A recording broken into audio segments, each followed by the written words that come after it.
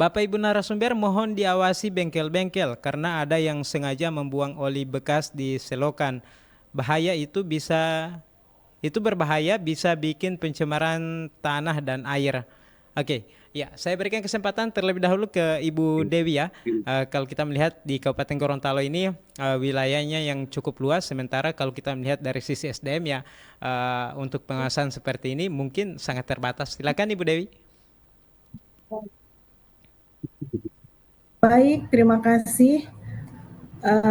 Memang bengkel-bengkel ini juga perlu melakukan pengawasan. Alhamdulillah kemarin kami baru saja melakukan pengawasan langsung ke bengkel Mitsubishi, yaitu di situ kami bukan dalam bentuk pengawasan ya, masih dalam bentuk pembinaan. Kami melihat bagaimana tentang pengelolaan TPS LB3-nya.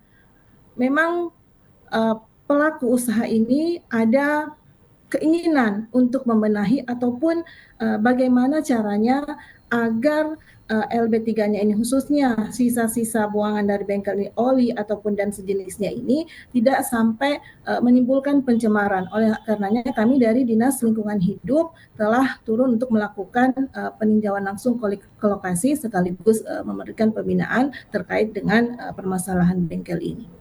Oke. Ya, kalau untuk persoalan seperti ini khusus untuk bengkel-bengkel oli bekas yang dibuang secara sembarangan, ada sanksi yang mungkin bisa diberikan Ibu yang bisa apa ya mencegah ini secara tegas seperti itu Ibu? Ya, yang pertama dari pihak pelaku usaha itu harus bekerja sama dengan pihak ketiga, karena ada juga pihak ketiga yang melakukan pengumpulan oli bekas dan sejenisnya. Jadi itu juga termasuk yang kami sarankan, mereka harus mempunyai kerjasama dengan pihak ketiga terkait dengan pengumpulan oli bekas ini. Iya, iya. Seperti itu. Iya, kalau Kalau terkait dengan sanksi, kalau dia terbukti melanggar, tentu ada sanksi dan mekanismenya tentang bagaimana penerapan sanksinya itu. Tapi kebanyakan dia tergantung pada jenis dokumennya.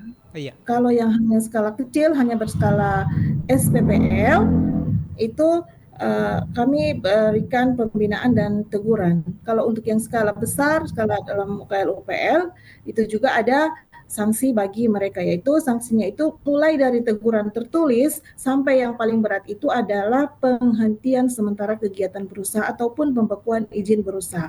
Apalagi pada saat ini Kementerian Lingkungan Hidup telah mengeluarkan Permen LHK nomor 14 tahun 2024 tentang penyelenggaraan pengawasan dan sanksi administrasi bidang lingkungan hidup, maka semakin ketat pengawasan bagi setiap kegiatan usaha.